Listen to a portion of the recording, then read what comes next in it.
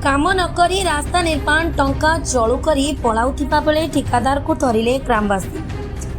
Ganjam सोरडा block नुआकड़ा panchayat अधीन रही केसरा गाँ। दुई गाँ मझे प्रभावित होउछि ऋषिकुलिया नदी। केसरा नुआकड़ गाँ को संयोग करने 2018 मसीह ऋषिकुलिया नदी उपरे ब्रिज निर्माण पर आसला 15 कोटी टंका। 2020 मसीह ब्रिज काम सारिबाको निर्देश रही किंतु काम सरी नथिला। तो कोविड जोगु ब्रिज काम को 2 वर्ष समय सीमा बढ़ाई 2025 मसीह ब्रिज काम सरिला किंतु ब्रिज निकट रे उस रास्ता संजोग होई नथिबारु आज जाए से ब्रिज लोकंक काम रे आसुनी। ठिकादार रास्ता निर्माण टंका जलु कर अभियोग होइछि। ठिकादार से स्थान क्याम्प उठाई मेसीन गाड़ी गुड़ी को नहीं पलाउथिबारु स्थानीय लोके अटकाइबा सह एभली मनमानी को विरोध करिसेंती। तुरंत रास्ता काम सारिबाको स्थानीय लोके दाबी करिसेंती। नाम संजय कुमार विषयी ग्राम केसरा। एटा हमर 2018 रु आरंभ होइतिला काम 2020 शेष होया कथा। आज 2026 हेले आज पर्यंत काम शेष होई पारनी। आ जेहेतु आमे बहुत हैरान होचु जेहेतु से संखड़ा काम सारिछंती मुख्य रास्ता तार नहीं मिसई ना माटी पकई से रखी देइछंती। जेहेतु जमी बाड़ी सब नष्ट हो जाइछि से माटी पकई रखी जो चाष जमी लोकंर क्षति होइछि से माने किछि भरण पोषण पाई नहंती कि लोक भी से रास्ता रे जाई पार नहंती। आ महापुर मध्य 10 भरण जमी नष्ट कर देइछंती।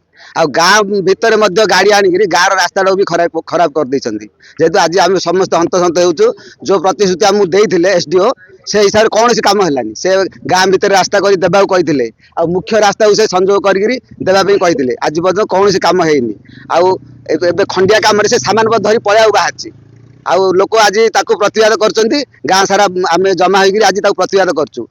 जेहेतु तार सामान आम रखीचु तू नहीं पारूनु काम सारिया आम अनुरोध करचु तार मालिक को। यहाँ 15 कोटी रे 30 लाख से भितर काम निम्न बहुत निर्माण काम है। लोकल द्वारा कौन मशीन एडे लगे लोक द्वारा टिके टिके टिके कर 2 वर्ष 4 वर्ष कर काम कर आज 8 वर्ष है से कौन काम तार ठीक रही पारनी। से हाथ में सब नेसुची आसिक सब गोटे बुढ़ाटी रही से गोटे धंदा चलई बुझे आ लोक कौन बेखातिर कर लोक कथा शुणुनी।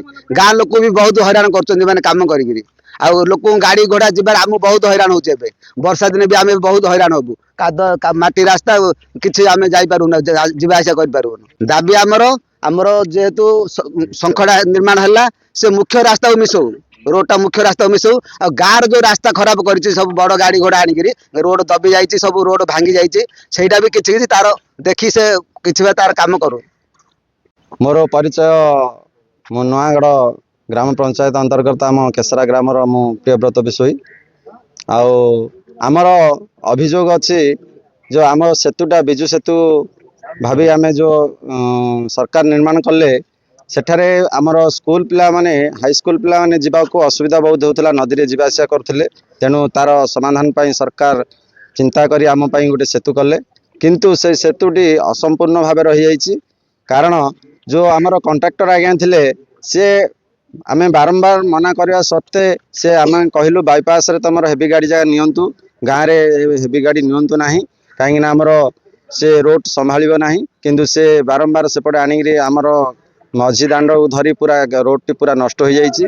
एवं वर्तमान से माने जो सेतुटी तैयारी करा गला वर्तमान से मेन रोड रे जाइक संजोग हो पारु नाही से अधपंतरिया करी वर्तमान जीवा पाई प्रस्तुत होचंती।